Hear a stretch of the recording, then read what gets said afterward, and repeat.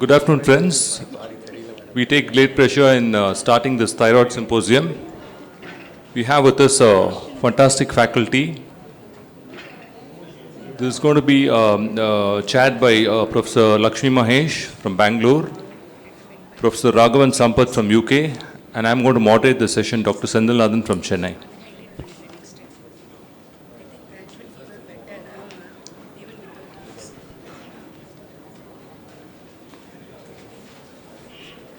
The first talk is going to be by Professor Raghavan Sampath, who is a leading orbit-oculoplastic surgeon in the UK, one of the few surgeons to have a private setup, multi-centered setup in the UK. We welcome him. He will deliver his keynote address on emerging paradigms in thyroid eye disease, navigating the treatment landscape.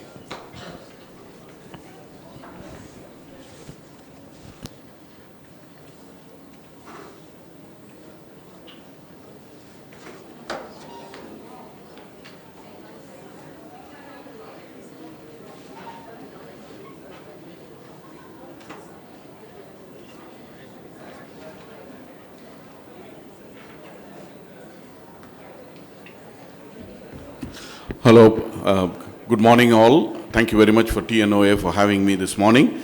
So I'm just going to touch upon thyroid eye disease, which is a massive topic, but we'll talk on what's going on currently in its management.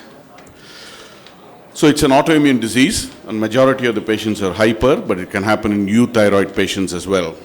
Usually presents 18 months after diagnosis of a thyroid problem. So there is an inflammatory phase. That's the best time to initiate any medical treatment. You can limit the progression and possibly reduce the risk of defiguring disease. So the Rundle curve is well known. During the active phase, you should try to interfere during the active phase of the disease. So you should always look for trigger factors in any autoimmune disease. Fluctuating thyroid, in our practice, smoking is quite common, and any ongoing infection, radioid in treatment, sudden severe loss of job, bereavement, divorce, etc. And we also looked at the race, whether being Asian or Caucasian makes a difference. So orbital disease may be independent of the patient's thyroid status. That's very important to note. So if you see a patient with thyroid eye disease, but everything else is normal, it doesn't mean patient doesn't have thyroid disease. They could still have thyroid eye disease with normal parameters. And interestingly, for an autoimmune disease, it's a self-limiting disease.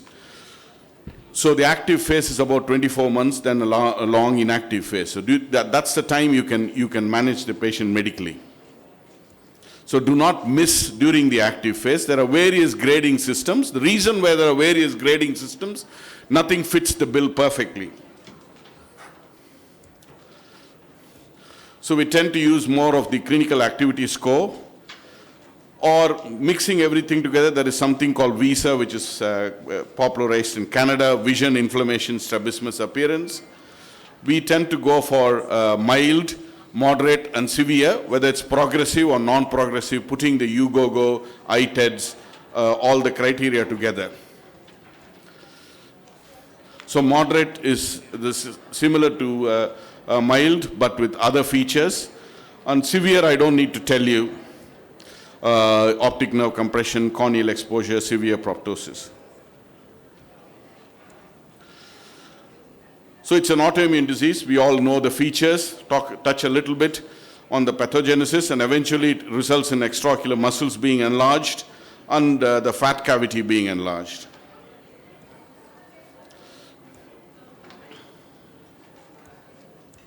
Sorry, are we going backwards? Yeah, okay.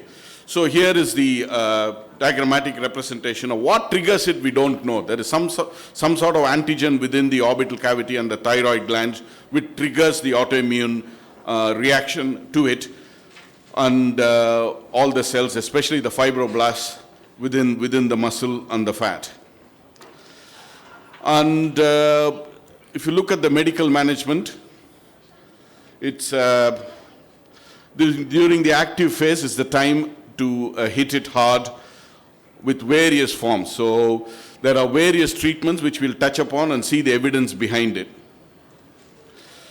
Steroids have been used since 1950s, and IV steroids are better tolerated than oral steroids. So the medical management options are prevention. Oral selenium has been found to be useful in some certain circumstances where there is selenium deficiency in the society.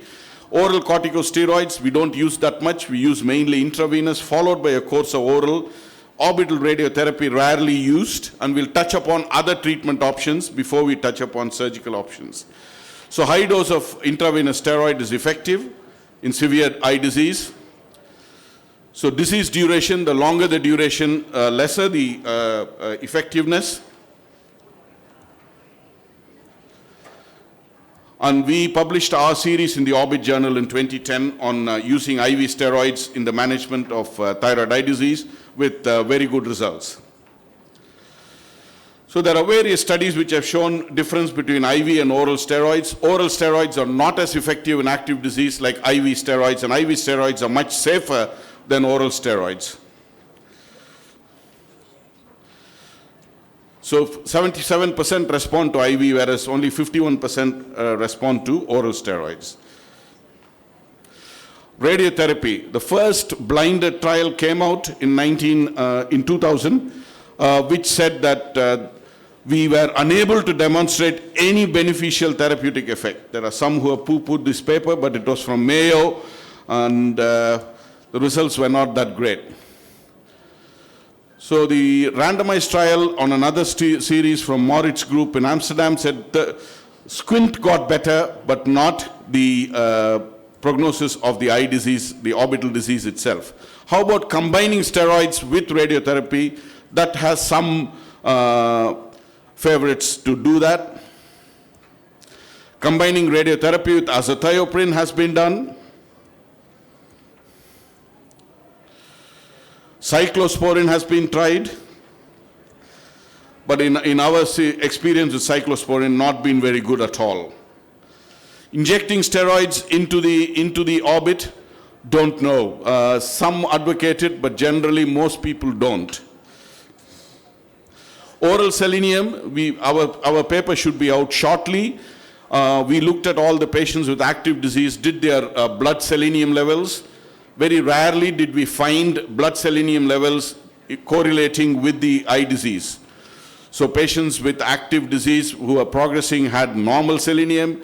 Patients with inactive disease had low selenium. And selenium attacks the killer T cells, so there are some papers which say there is slightly increased risk of carcinomas and non-melanoma skin cancers. So you need to be careful when you're giving selenium, you shouldn't over-treat them. So what we tend to do, if the patients don't respond to IV steroids, what do you do next? So mycophenolate is something which we use a lot, and that's the drug of choice in our practice. So there was a paper from China which has since been retracted, but there are other papers which suggest that it's very useful. So since that, we have been using mycophenolate as the main drug when they do not respond to IV steroids. Rituximab, again, conflicting evidence. We don't use it at all for thyroid eye disease. When we started, we did. Same thing with tocilizumab, limited evidence. What is the new kid on the block? The new kid on the block where a lot of noise being made is teprotumumab. It's not yet approved for use in the United Kingdom. FDA is the first thyroid drug which approved recently, about 2 years ago. It's a IGF-1R inhibitor. They claim fantastic results. I will just show 1 or 2 slides, which unfortunately, right. All the trials were funded by the drug company. No comparative study with IV methylprednisolone.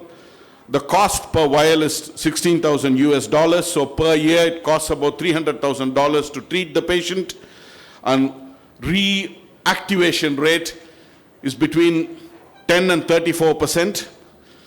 So even if you spend that sort of money in treating thyroid patients, I have no financial interest of any sort either way. So it's not available in the UK or in Europe for a good reason. NHS never approves any drugs unless it's definitely helpful. So teprotumumab hasn't caught on other than outside the United States. And all the trials have been funded by the drug company. The trials have been within a placebo or teprotumumab, and we know thyroid eye disease, many autoimmune diseases can settle on their own.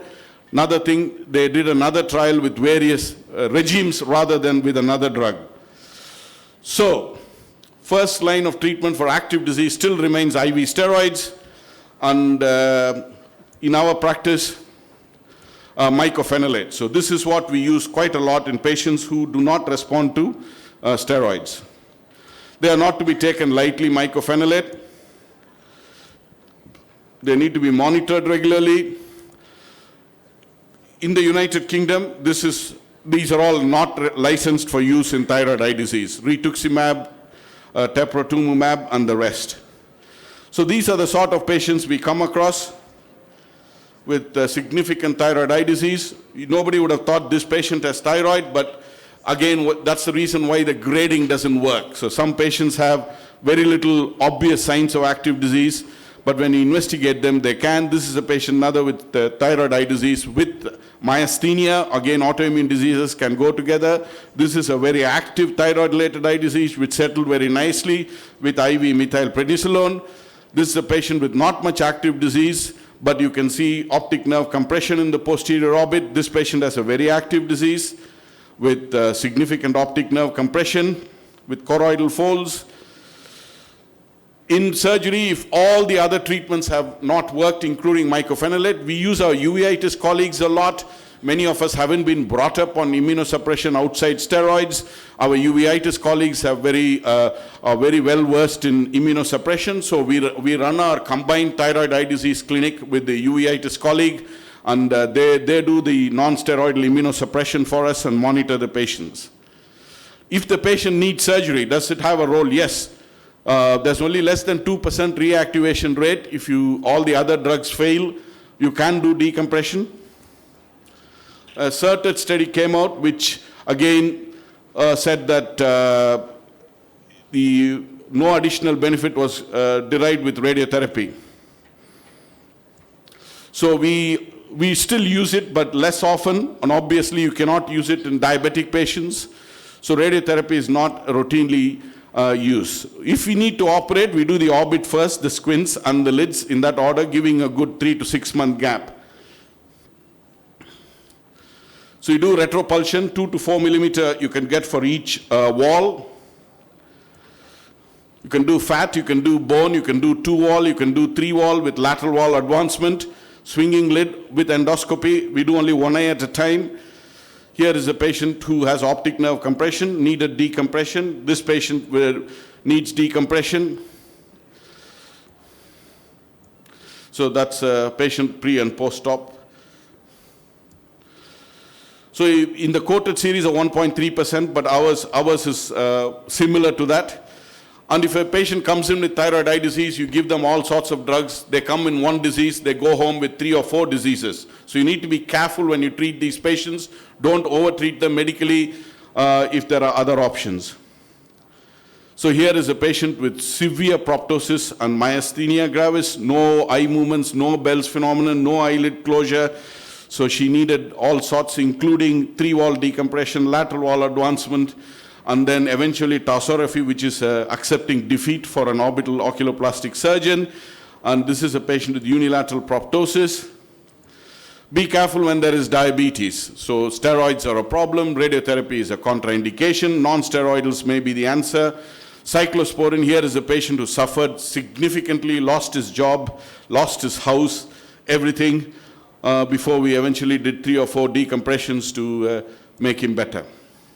Here is that patient who had no proptosis, no active disease, but signs of optic nerve compression. Here, medical treatment is not going to work, so she had a small transcaruncular decompression, and within days her visual fields came back to normal. So you can advance the lateral wall in severe extreme proptosis like here. In addition to decompression, you bring the lateral wall forward, You can, I don't know whether there's a pointer, but you can just about make out the new lateral wall with the mini plates, mini screw system, and the lacrimal gland is behind the lateral wall now. We do that in extreme proptosis. Again, thyroid eye disease is inferior rectus first, medial rectus, superior rectus, lateral rectus. If you see a patient with lateral rectus enlargement only and no other muscle, you need to be extremely careful. Now I've got a minute left, so I'm just looking at our series with racial difference. I will ignore the video for now. Can we move to the next slide? So we looked at, see whether racial factor is a determination in thyroid eye disease. So we looked at all our patients under our books with thyroid eye disease. So the racial ratio in our referral population is about 94.7% Caucasian, 3% Asian, 0.8% mixed, 0.3% Afro-Caribbeans. And we looked at 909 patients in total with thyroid eye disease, minimum follow-up of 6 years.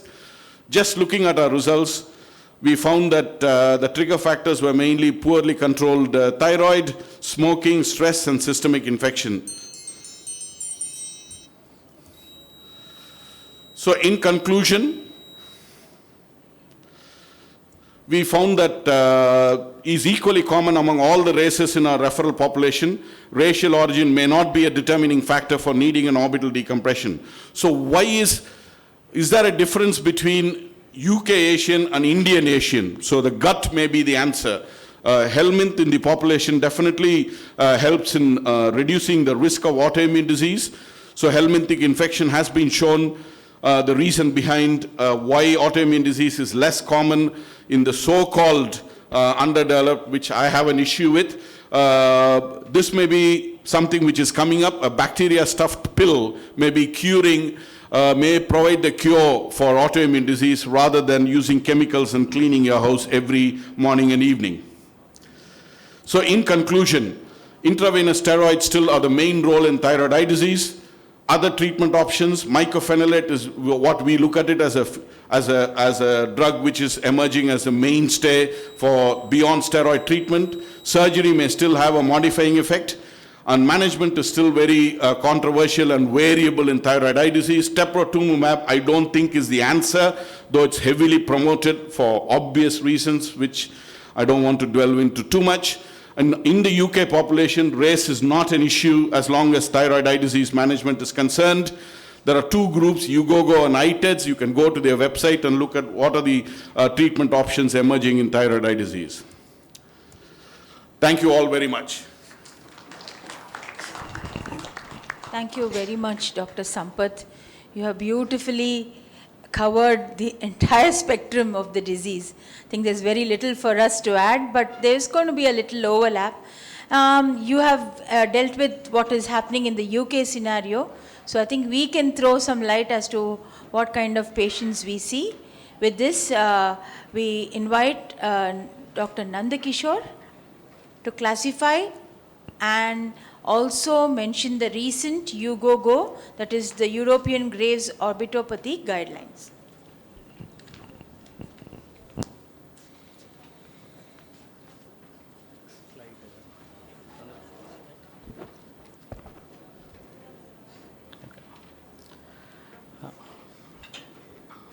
Good morning all. My topic for today is classification and recent UGOGO guidelines in case of thyroid eye disease. So, historical guideline is Werner's first introduced no specs classification, which was followed by Dr. Moritz, Konoff and Westnag introduced the clinical activity score grading. So, coming to no specs classification, N is no signs or symptoms, O is only signs without symptoms, there's soft tissue involvement which is graded accordingly, and according to the amount of proptosis is graded.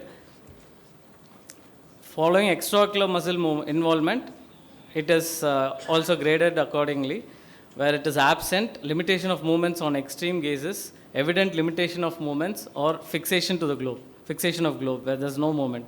Corneal involvement is also graded, and sight loss, corneal involvement is graded as 0, A, B, and C, And sight loss is according to logmar grading, where vision loss is graded accordingly in subsequent visits. The limitation of this study is there is poor characterization of the condition, there is no indication of disease activity, under representation of eyelid positions, and it represents neither a continuous nor stepladder progression of the disease. Coming to the clinical activity score, which you can divide into two categories, where one is for initial assessment and then is for the follow-up visits, which is done after 1 to 3 months. For the initial assessment, one is painful oppressive feeling behind the globe, pain on attempted gaze, redness of the lids, diffuse conjunctival congestion, swelling of the lids, chemosis, and swollen caruncle.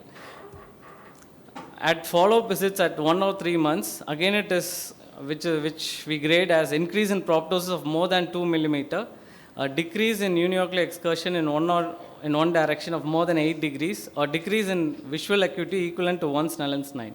Each point carries 1 mark, and it is graded as active ophthalmopathy for score of more than 3 at first visit, or 4 out of 7 in successive examination. The limitation of the study is the score does not correlate with significant complications. Patients with low CAS may develop severe complications. That is, DON stands for dysthyroid optic neuropathy, and you cannot measure the response to therapy. Coming to the visa classification, it was developed by Dolman and Rootman based on symptoms and signs. 4 parameters are taken into consideration: vision, inflammation, strabismus or motility restriction, appearance or exposure. A total of 20 points are taken into consideration to assess the thyroid activity. So in vision, we'll check for visual acuity, pupillary reflexes, color vision, visual fields, and optic nerve examination, and to rule out dysthyroid optic neuropathy. So in case of inflammation, each one carries each point carries one point, where caruncular edema, presence of caruncular edema or not, presence of chemosis where the conjunctiva lies behind the gray line or extending anterior to the gray line, conjunctival redness, lid edema, retrobulbar ache, diurnal variation. So cases with moderate inflammatory index of each point carries one score. So a score of less than 4 out of 10 are managed conservatively. Patients with a score of above 5 or 10 or any objective evidence of progression are offered more aggressive therapy. In case of strabismus, 6 points are noted for 3 aspects for each point of diplopia or ocular ductions. So diplopia is where there is no diplopia. 1 is diplopia without horizontal or vertical gaze, intermittent diplopia and straight gaze. 3 is constant diplopia and straight gaze. Ocular ductions, you can use the corneal light reflex to look for any deviations, where 0 is less than 15 degrees, 1 is 15 to 30, 2 is 30 to 45, and 3 is more than 45. And based on appearance and exposure, bulging of the eyes, eyelid retraction, and fat pockets are taken into consideration. Signs, measurement of eyelid retraction, scleral show is measurement, and levator palpebrae superioris function and lag of thalamus are taken into account. So we have a form where you can, where all the categories are followed here, and the scores are, and the data are stored, and the score is calculated accordingly. Coming to UGOGO classification, Europeans developed an assessment protocol based on activity and severity parameters in 1999. It is based on a modified clinical activity score, and severity parameters, activity is based on clinical activity score, and we also measure the severity parameters, which was an image atlas developed by the group itself. So this is a modified clinical assessment score where soft tissue involvement is taken into consideration of eyelid swelling, eyelid erythema, conjunctival redness, conjunctival edema, and inflammation of the caruncula plica semilunaris. Eyelid movements, where the palpebral aperture is measured, upper and lower eyelid retractors are measured, levator function, and presence or absence of lag of thalamus or Bell phenomenon are taken into consideration. And the extent of proptosis is measured with an Hertel's exophthalmometer with recording of the intercanthal distance. Ocular motility is measured using a prism cover test. and slit lamp examination to know about the corneal integrity, and a detailed fundus examination to know about the optic nerve status. So the current trends in UGO classification, which is a recent one, where all these uh, committee came into a single organization, and they have came up with 32 recommendations where everything is recorded and cleaning, and the treatment protocol was followed according to it. The treatment options were based on clinical activity, severity, and progression of Graves' orbitopathy. So it's based on the severity, it is mild, where minor lid retraction of less than 2 millimeter, mild soft tissue involvement, or exophthalmos of less than 3 millimeter, transient or no diplopia, corneal exposure responsive to lubricants. And a moderate lid retraction is more than 2 millimeter, severe soft tissue involvement, exophthalmos of 3 millimeter, inconstant or constant diplopia. And the third is the sight-threatening or severe Graves' orbitopathy, where dysthyroid optic neuropathy or corneal breakdown are taken into consideration. So the current concepts, the group came up with 32 recommendations, and they were based on assessment of clinical activity and severity, which was categorized as active or inactive, a mild form, severe form, or life-threatening form. And the quality of life assessment is given as a questionnaire where patient has to fill in, and then it is treated accordingly. The most important thing is emphasizing on quitting smoking on smokers, where it is found to increase the progression of the disease, and also the thyroid status has to be referred to a physician and has to be brought into control before changing the patient to a euthyroid state in order to decrease progression. So these are the modifiable risk factors where smoking, thyroid dysfunction, radioactive iodine treatment, oxidative stress, and hypercholesterolemia are taken into account. So this is the form which consists of the 32 parameters where treatment protocol are followed accordingly. So based on glucocorticoid prophylaxis, local treatment, and what are the treatment which was already discussed by Raghavan Sambat sir. Thank you. Thank you, Dr. Nandakishore. We now invite Dr. Vignesh, who will speak to us on endocrinological aspects and current concepts. While he's setting it up, I just have one question for Dr. Sampath. Sampath, what grading do you follow in your practice? Right. We use a combined grading system, as pointed out, mild, moderate, severe. Is it active or inactive? And is it progressive or non-progressive? So if a fellow comes and tells me we have a thyroid patient, I want to know whether is it mild, is it active, is it progressive? So mild and active, treatment is restricted to just topical and controlling all the trigger factors. Trigger factors are extremely important. Smoking, thyroid function control, etc. So we attack that. Next, if it's moderate and active, then we go for other forms of treatment, including IV steroids. So it's important to know which phase of the disease the patient presents. The earlier you get them, the easier it is to treat, and chances of reducing serious sequelae is good if you get them early. Thank you. So good morning, everyone. Thanks for opportunity. I shall be discussing about how we manage the thyroid disease in general and patients, and specifically in patients with thyroid eye disease. So we all know the Graves' disease is an autoimmune disease characterized by thyrotoxicosis, predominantly due to anti-TSH receptor antibody, which is also the antibody for pathognomonic antibody for thyroid eye disease. And it involves multiple systems, and more importantly, it can affect the orbits, where we call as orbitopathy, or it can cause pretibial myxedema, where the patient may develop edema of the shins and present with ulceration, or the patient can have acropathy. So most of the time, the thyroid eye disease happens with the Graves' disease, 90% of the time, though a few subset of patients can develop eye disease in the euthyroid state or even in the hypothyroid state. Coming to orbitopathy, which is a major extrathyroidal manifestation of Graves', and prevalence is 30%, and the Indian studies we have with Dr. Vijay Bhaskar, which shows it is around 30%, and predominantly it occurs in females, And if it occurs in males, it will be a severe disease, and severe cases more often comes in elderly population and males. And risk factors, so why we are concerned about risk factor is that, so modifying the risk factors, there are certain modifiable risk factors like smoking or managing the thyroid dysfunction or selenium supplementation can modify the course of the orbitopathy. So the disease is more severe in smokers. And why I mentioned is thyroid dysfunction. Both hypo and hyperthyroidism can worsen the orbitopathy. Suppose if you are treating a Graves' disease with the carbimazole or methimazole, whatever it may be, we will be loading with the loading dose of carbimazole, followed by after a period of 3 to 4 months, we will be reducing the dose of carbimazole to a maintenance dose, which is 10 milligram per day.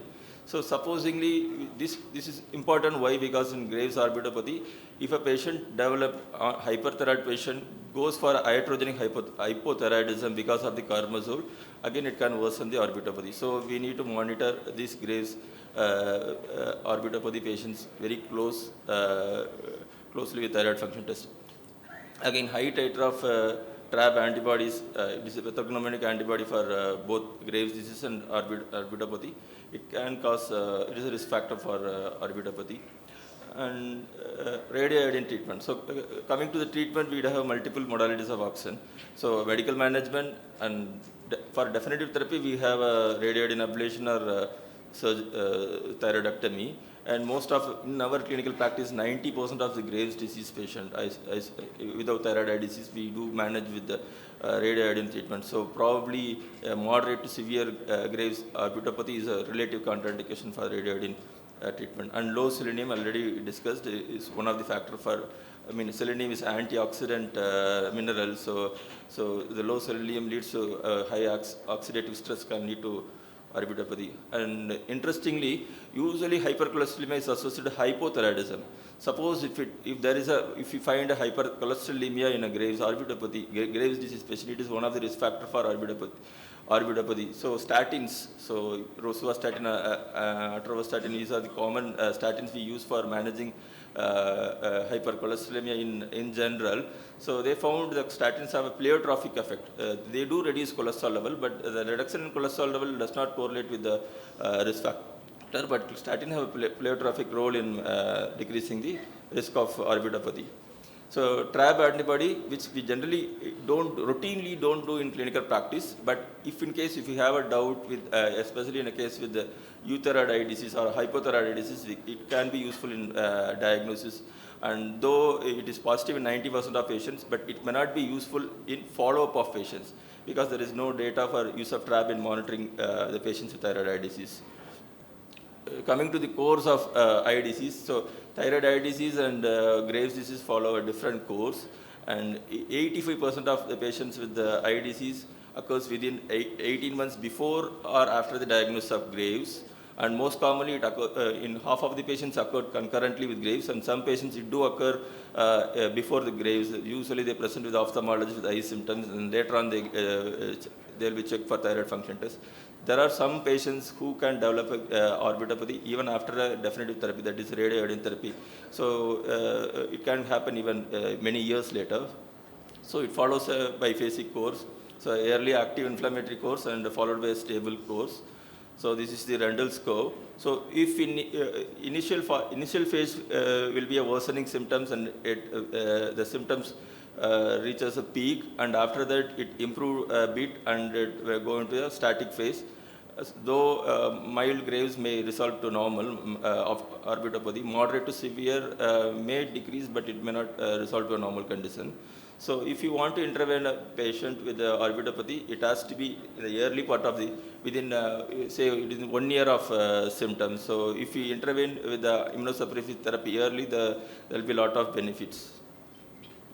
So what are the principles of management? Most important is the management or reversal of hyperthyroidism or hypothyroidism.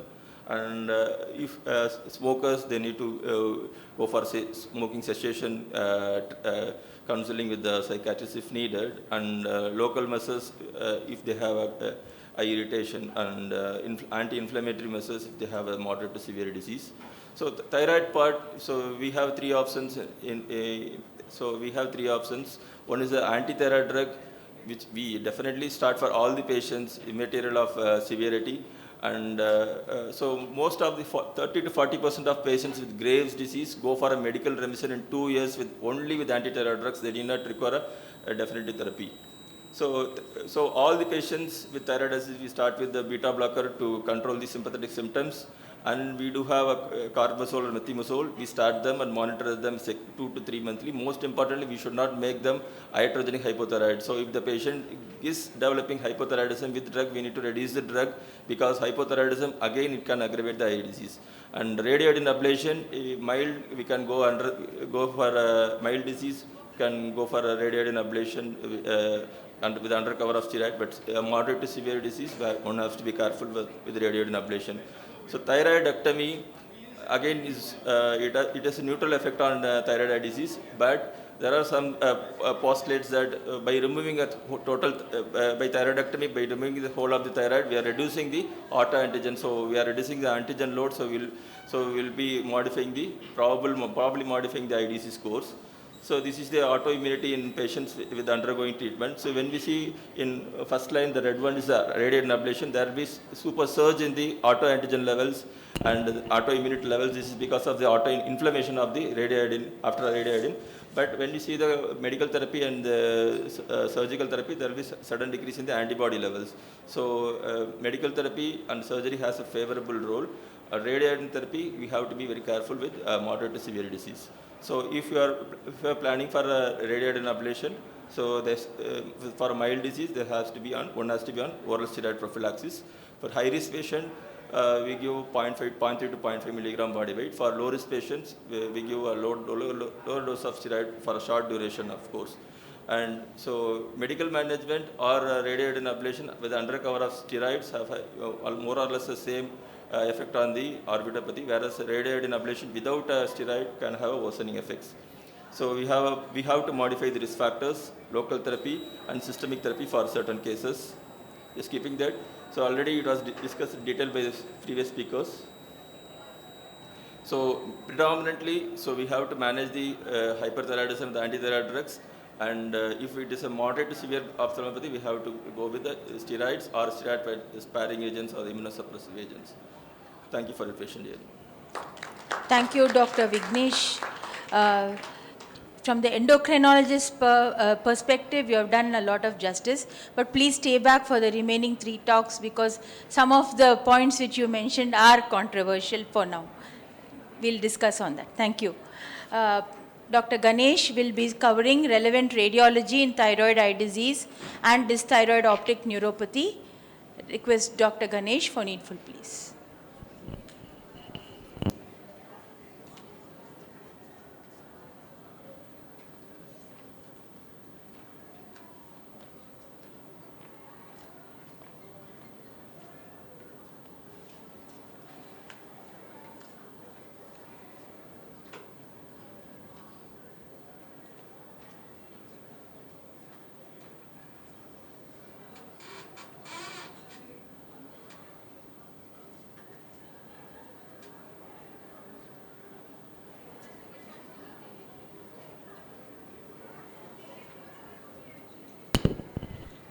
There have been papers coming out which we haven't personally seen.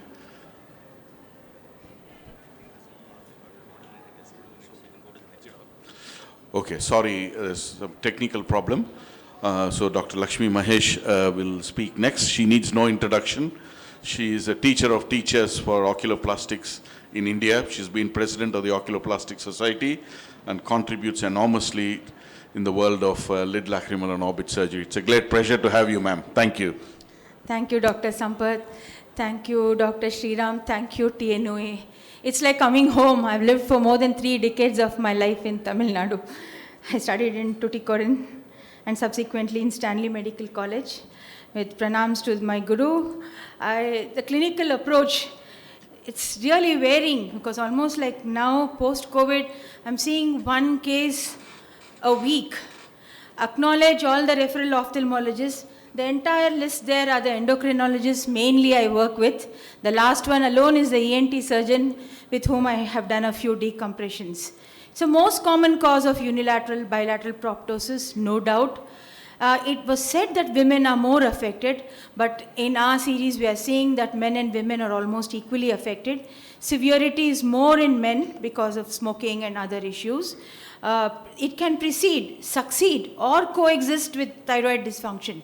And the most difficult cases are the euthyroid patients. They'll keep on saying, oh, my values are normal, why are you saying that I have thyroid eye disease? And it progresses very variably. There are some teenagers, I feel so sorry, just about 3 or 4 bouts of hookah they have. And then they come with severe full-blown disease. So I think it's very variable. You can have unilateral proptosis, bilateral, but usually the unilateral also, if you notice, they will have some amount of lid retraction, that temporal flare. So it's usually a bilateral disease. One may manifest more, or sometimes, most of the times it's equal. Clinical symptoms and signs. With this disease, you go back to your medical school. You will feel as if you're reading your Hutchinson's. Look for the neck. Please ask them to swallow. There's already a mention by the endocrinologist, Dr. Vignesh, about the dyslipidemia. Raised triglycerides, especially in men, in these days even in women, go hand in hand. It's like a balance with thyroid dysfunction. So please look for lipid levels in them. Of course, your tremors. Look, if they have had radioiodine, they'll have very bad pedal edema. They complain that they can't get up after the bed. The last 17 years, almost all the endocrinologists I've worked with, at least for my patients, they don't give radioiodine. They manage with neomercazole. After some time, if they're not refractory, they give something like a block treatment. Only radioiodine is preferably reserved for patients with carcinoma of the thyroid. Pernicious anemia is another common autoimmune disease which goes hand in hand with myasthenia gravis and things like that. So they can have autoimmune bowel disease. So many of these autoimmune diseases go on. So just when the patient walks in itself, just in those days in retina I used to say, if they look at you, they don't have a macular problem, they look eccentric. So like that, as they walk in, you can say whether they have the disease or they'll complain of some discomfort, some itching, recurrent corneal erosions. They would have had LASIK, they would have had all these ICL, whatnot, and the disease worsens because it is a disease which gets precipitated by stress also, just like diabetes. Proptosis measurements, I don't have to tell that. So give a thorough eye evaluation. They can have secondary glaucoma, do a good fundus evaluation, T3, T4, TSH, many a time, we are seeing almost now post-COVID, 40% of our patients are euthyroid. In an earlier study I presented in 2019, about 60% were hypo and U, but now 40% are U. Lipid profile, as already mentioned, anti-thyroid. See, TPO antibody, thyroid peroxidase, can be raised in those with Hashimoto's. So it is not the receptor antibody all the time. You can even have thyroglobulin antibody, just alone being raised. So you give importance to all the antibodies. Of course, the receptor antibody indicates more aggressive or ongoing disease. Imaging, earlier we were doing CT, but MRI is very good to delineate the soft tissue. You please give the input for the radiologist. Ask them to measure the muscle. Ask them to look for fat infiltration. Some people, the muscle measurements are okay. We have to realize that compared to the Caucasians, we have shallow orbits. So chances of going for dysthyroid optic neuropathy is much higher. Visual fields is a mandatory test in all patients. So I just tell them these 3 tests, that is antibodies, imaging and visual fields, undergo in all cases. So imaging, earlier we were doing CT, as I said, that typical Coca-Cola appearance. Ask the radiologist to look for that cuff of fat there at the apex. If that is obliterated, it indicates compression. Of course, your visual fields also side by side will show this, will also correlate. Then this I just mentioned, extraocular muscles have to be measured because many a time they'll feel it symmetrical and they'll report it as normal. Now, they can be just periorbital puffiness, as in this patient, but you see how much of muscle thickening she has when the scan was done. Sometimes they can have something like an inflammatory disease. I won't call it pseudotumor, but it can evolve. So this patient, initially it looked something like an inflammation. For some vague reasons, he went back and came a year later when imaging was repeated. You see only the lateral rectus is thickened there. Of course, the medial rectus is also thickened, but lateral rectus is. So the classical teaching of medial rectus, inferior rectus, lateral rectus, superior rectus doesn't hold good. It can be now, and we are also seeing fleeting myositis. Sometimes it's the medial rectus, sometimes it's the inferior rectus. That is especially after COVID, and even after COVID vaccines we see them. So visual fields, I said, is an important test. We have shallow orbits. You see the venous engorgement on the retina, and this is disc edema. When there is dysthyroid, you can see the compression which is going on at the apex. So this gentleman had acute vision loss, and he came only 2 months later. And then oral tobacco is also a very big risk factor, that jarda or pan parag, whatever they call it, or in Kannada they say samhan. So okay, in short, it's oral tobacco is also an equally an important risk factor. See the compression which happens there at the apex. Chemosis, corneal changes. I think in this day we should not lose any patient's vision because of thyroid eye disease. That's the mantra. And this patient I just saw about 3 weeks had recurrent corneal erosion. A cornea surgeon had seen him, but we have to think, because he says my eyes don't close properly at night. So he has developed early thyroid eye disease. You see there is early proptosis there, even a little bit of lid retraction on the other side. Conservative treatment when all other parameters are normal. Early treatment when all these risk factors, as I said, you don't want to see a patient like this. IVMP is still the mainstay of treatment. Another important thing, don't give oral steroids, and please don't do that because they worsen with oral steroids. So IVMP is really good. Even if they have a transient hike, when you admit them and give them, you can take the help of your internist or endocrinologist to control the sugar levels and the BP fluctuation. So these are the kind of reversal in fields you get after IVMP. This is after surgery. And this is a patient who had a backdrop of thyroid eye disease, had maybe dengue, developed. After dengue, they can get ischemia, and she was having venous stasis retinopathy, superior ophthalmic vein dilatation. Within 2 to 3 weeks, she developed frank CRVO, and she lost vision in one eye. So you have to keep a lot of things. They say it's told us a son. You see the classic corkscrew dilatation. I think if you ask me what is the clinical approach, do a good clinical evaluation with these few basic tests. Spontaneous CCF can be there. Don't subject them because, immunosuppressives, we were taught when we were in Shankanetralaya students, are detrimental. You have so many side effects, immune retinopathy, whatnot, anemia, keep on doing blood counts, liver function tests, renal. If you are asked to take an immunosuppressive, you will think 100 times. So same thing for the patient. Reactive lymphoid hyperplasia, after viral fever, you can get classical muscle thickness, but look for other lymph node enlargement. And then again, weigh the pros and cons. Every patient doesn't need decompression. In my case, it's only about 10% or even much, much lesser these days. And even IVMP much less. Good, thorough clinical evaluation and counseling works. And I think teamwork is very important. It's affecting the young. We see a lot of patients with PCOD in the 3rd decade of life. So catch them early. Thank you very much. Thank you, madam.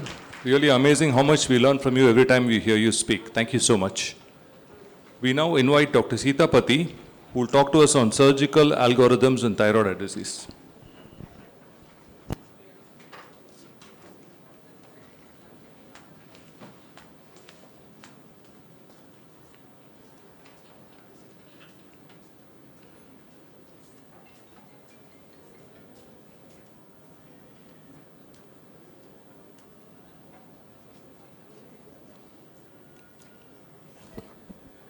Very good morning to you all, respected teachers and my dear friends. So, after that nice talk by a lot of senior colleagues throwing light upon the different aspects of thyroid eye disease, so I'll be briefly discussing surgical algorithms or the surgical management of thyroid eye disease.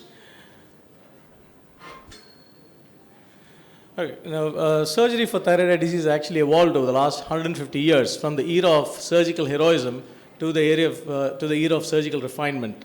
This actually, through the era, we had all this multidisciplinary input, right from radiologists to pathologists to endocrinologists.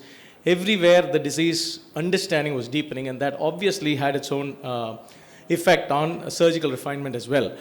Dysthyroid optic neuropathy, corneal exposure, disfiguring proptosis, ocular motility restrictions, eyelid retraction, and cosmetic concerns still remain the same indications in the same order of frequency and severity. Surgery for thyroid eye disease is usually done in a sequential fashion. We start with orbital surgery and then strabismus surgery and eyelid surgery. And me being a non-strabismologist, I'll be mainly focusing on the orbital and eyelid aspects of surgical management of thyroid eye disease. Orbital surgery, what is usually commonly performed is bony orbital decompression, where we do balanced two-wall orbital decompression. And this involves external deep lateral wall decompression by the Berkery's lateral orbitotomy approach, and a medial or an infromedial decompression that is either done by the transnasal endoscopic route or the transcaruncular transpharyngeal route. Initially during my practice, I used to have the ENT colleague to do endoscopic medial wall decompression, and subsequently I also evolved to transcaruncular transpharyngeal medial wall decompressions. Strabismus surgery, usually just a brief overview. We do muscle recession with adjustable sutures. It's done for tight muscles causing restrictions, and it's done in cold, inactive thyroid eye disease. And muscle transplantation in strabismus for thyroid eye disease is recently practiced in select cases, and it's also gaining popularity. Eyelid surgery involves surgery on both the upper and lower eyelids, and lower eyelid surgery involves retractor space lengthening or lower eyelid space graft application. Upper eyelid surgery involves molarectomy or staged levator disinsertion or LPS recession. Now, the indications of surgery sometimes are quite obvious clinically, like this gentleman who has bilateral, nearly asymmetrical thyroid eye disease, left more than right, with gross disfiguring proptosis and marked lid retraction and significant lag of thalamus, as we can see.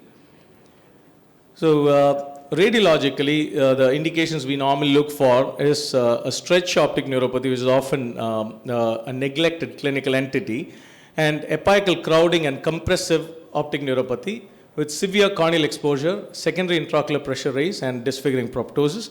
Like here's a CT scan axial view showing significant straightening of the optic nerve. As we all know, the optic nerve runs a tortuous course within the orbits, the orbital part of the optic nerve, and when that becomes really straightened out, that is also a form of an optic neuropathy. The globe that anteroposteriorly displaces actually stretches the optic nerve, causing stretch optic neuropathy, which is also equally, though not dramatically, another cause for vision loss. And the next is apical crowding. As we can see at the left orbital apex, there is definite crowding, and this depends on extraocular muscle enlargement. Anatomical configuration of the orbital apex is something that also needs to be kept in mind. The orbital apex, basically, the configuration depends on the size of the lesser wing of the sphenoid. So, small lesser wing of sphenoid, usually smaller orbits, they are more non-forgiving. And a larger sphenoid bone as such, including the large lesser wing, usually will have a larger and compliant orbit. And these are things we consider during surgery. And timing of surgery usually is done as an elective procedure because consistently has better outcomes. Cold, inactive, stable thyroid eye disease is what the orbital surgeon would want on the table. Low clinical activity score, and after achieving euthyroid status and an endocrinologist's systemic clearance as well. And other medical parameters also have to be normal, like blood sugars and blood pressure. And the anesthetist also usually has to be requested to maintain hypotensive anesthesia intraoperatively. And the most important aspect, surgical aspect of bony orbital decompression is the deep lateral wall decompression. So this picture, I would gratefully acknowledge Robert Goldberg, who described the lacrimal keyhole, orbital door jamb, and the basin of the inferior orbital fissure, the areas that are marked on the picture there.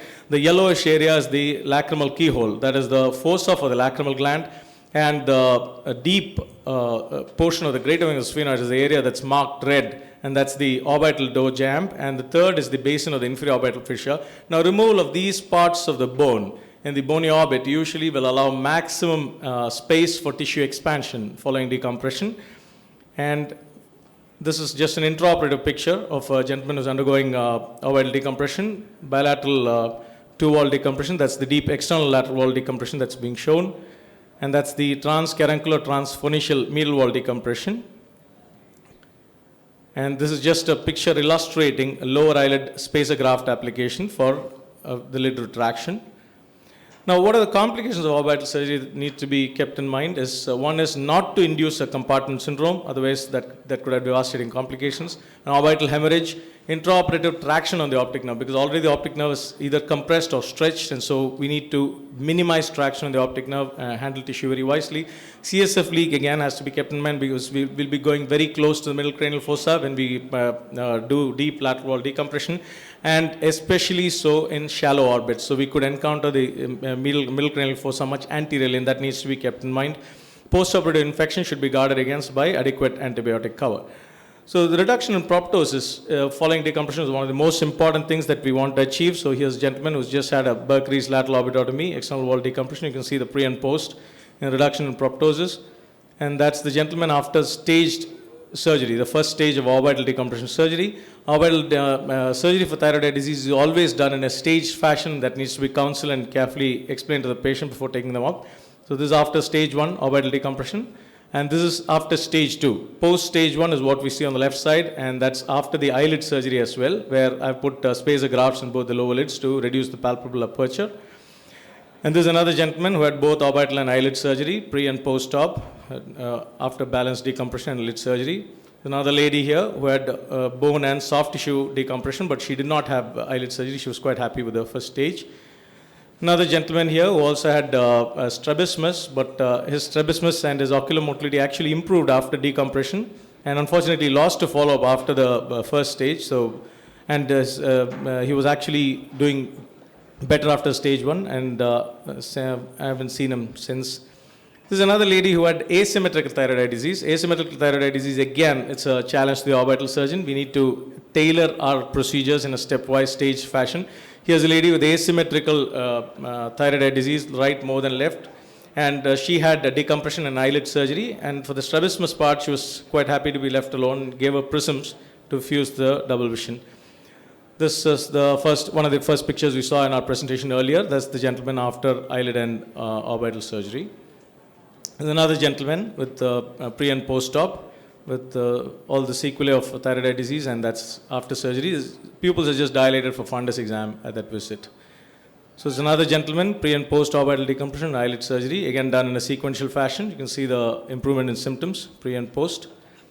This is yet another lady, pre and post decompression and eyelid surgery. It's another lady with thyroid eye disease, pre and post surgical management. And this another disfiguring extreme case of proptosis, and that's the result after surgery.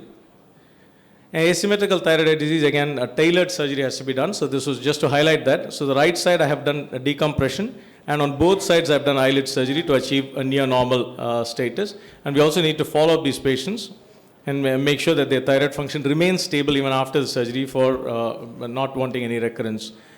So this is again stage surgery, post stage 1 in the first picture, after decompression, that's after eyelid surgery in stage 2. And before I round off, I'd also like to mention about ophthalmopathy in pediatric Graves' disease. It's a small subset of patients. There's very little published literature. And dysthyroid optic neuropathy in extraocular muscle sequelae are fortunately less common in children, probably because they have more compliant orbits, which are more forgiving in the growing stage. So here's a pediatric TED. We try as much as possible not to do bony surgery. This child had very severe and significant lag of thalamus, as we can see here, which is why I just chose to do lid surgery, just did retractor lengthening, and that's the pre and post-op picture. And surgery has a definite role in the managing thyroid eye disease. The timing, sequence, and choice of surgical procedure has to be planned individually to optimize outcomes. Thank you very much.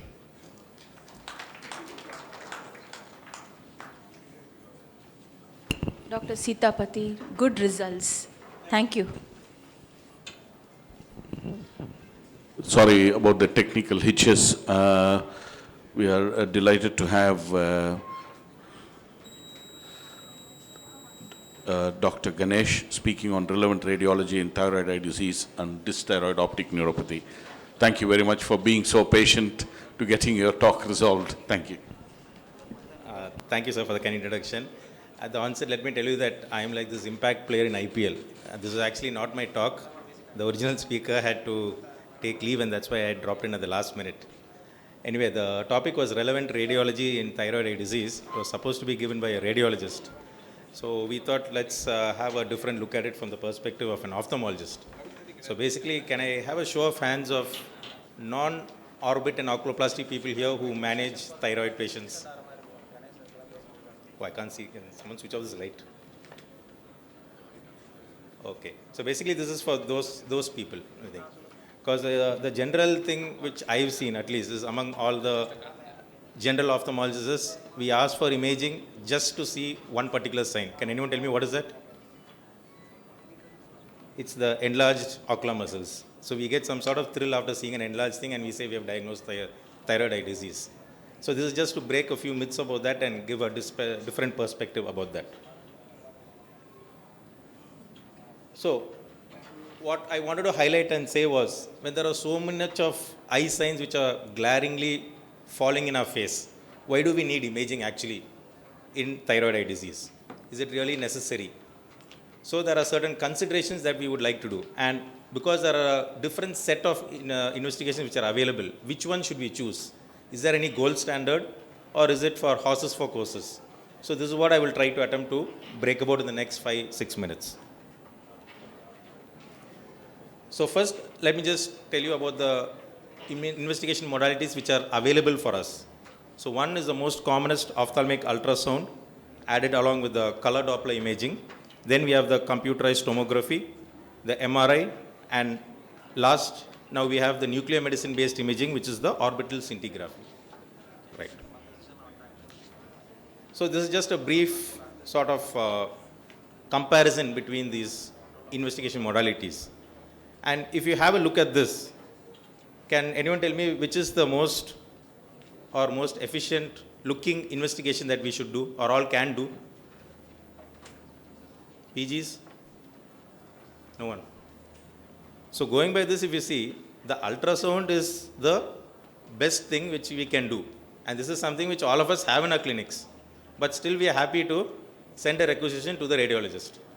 So this is something which we can do in our own clinic, our own setup. We don't need to send it to the radiologist. If there are any radiologists over here, please forgive me. It's not the thing. I'm just saying that this is something where we can do. Of course, when you have the setup, you're in an institute or you have those kind of things, you can act accordingly. So if you can see, I've just talked about basic things, availability and ease of use, the time taken for performing the exam. What are the structures that you could probably see through it? Any contraindications for this? What about the safety aspects and the cost factor? So when you compare all this and see, it looks like ultrasound is the investigation of choice. But still we don't do it. Why? Is there a reason for that? So let's go much further. So I'm going much more basic. Let's not come from the investigation point of view. We'll talk about what we want to see, what we need to see. So since the orbit contains multiple structures, we will talk about the changes that we see in the structure. So this is what we are supposed to see, and that will probably help us in our management. So when we talk about the extraocular muscles, if you see, usually they are bilaterally involved. They may be single or multiple, symmetrical in around 70%. And the classical appearance, which all of you are familiar with, is the Coca-Cola bottle sign, the tendon sparing enlargement. But what you need to remember is, this sign will be more prominently seen during the active phase of the disease. So only during the active phase, we would sort of want to look for this. What happens in the chronic phase? The muscles undergo fibrosis, which means you may not pick this up further.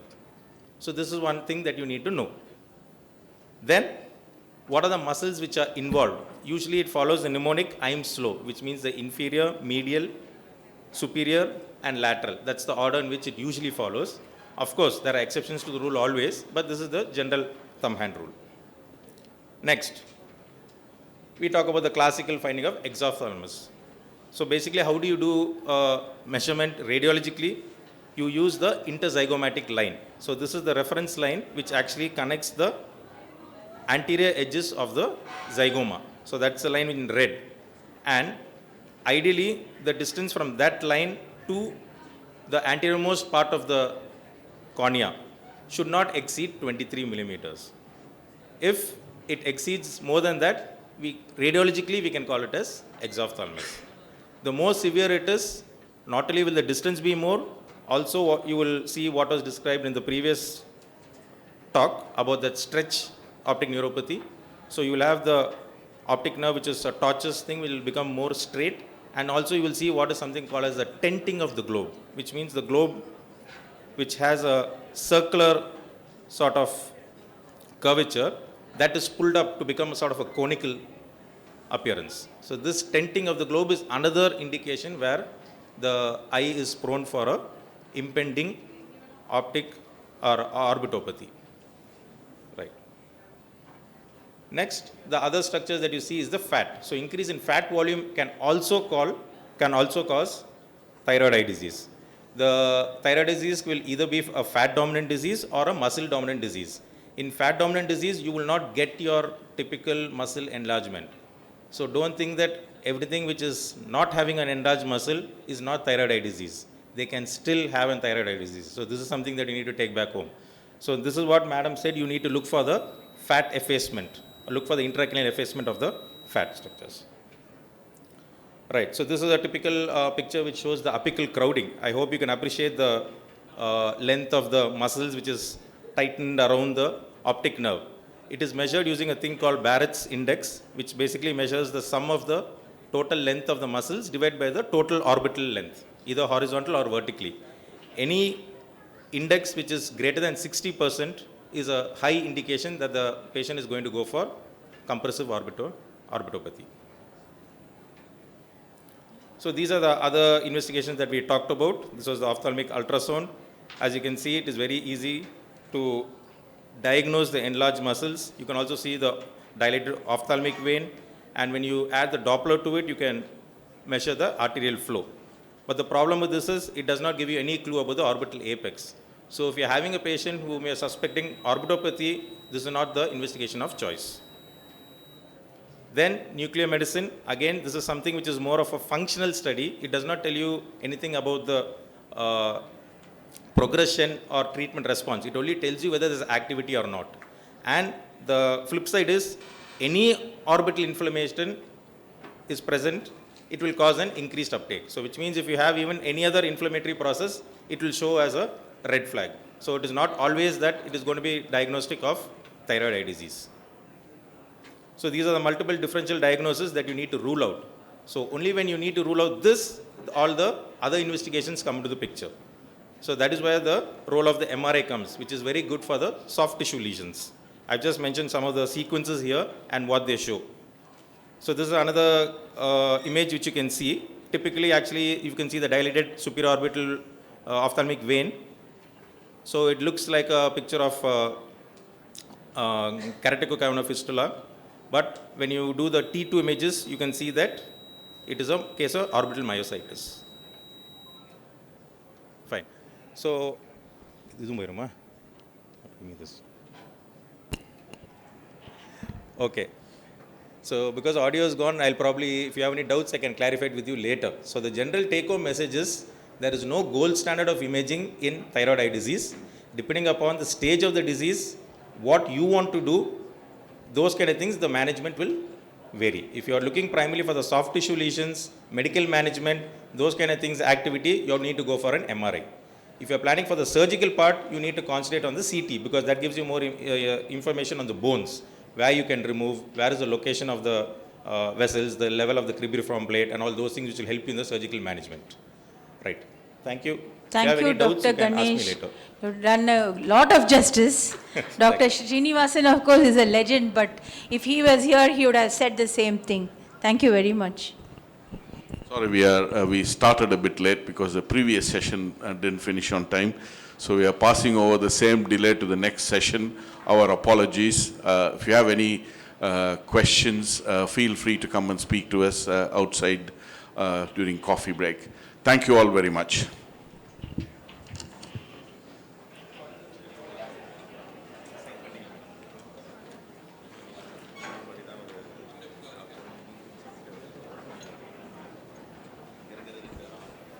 I welcome you to the interesting session on innovations. It's going to be a very interesting next 1 hour session. I request the judges to please take the seat. Dr. Pandit Selvam, Dr. Madhavan and Dr. Thangavelu. And I hope you have a judging. Is any volunteer here? Is Dr. Swarna here?